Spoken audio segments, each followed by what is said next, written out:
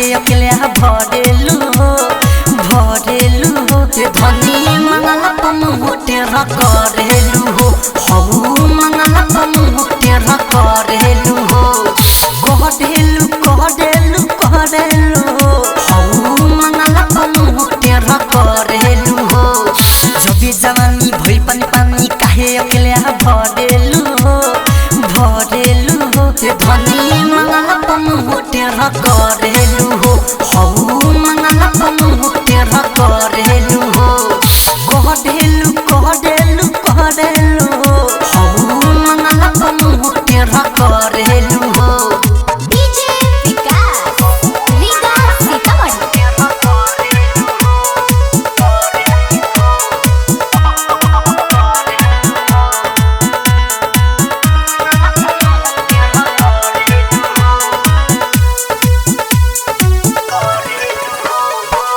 नया ससुरा जी के सामान नया नया देखी तार साव तारू हमरो तू बाया नया ससुरा जी के सामान नया नया देखी तार साव तारू हमरो तू बाया भविनु त जतनी बहिया में आज काहे समा तू गद बेर करेलू ते धनी मंगल पमु काहे तेर करेलू हऊ मंगल पमु काहे तेर करेलू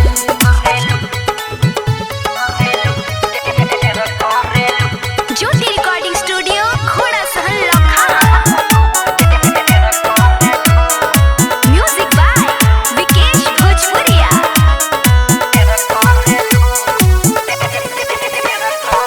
देखी छुमा तू लगौले बारू लत हो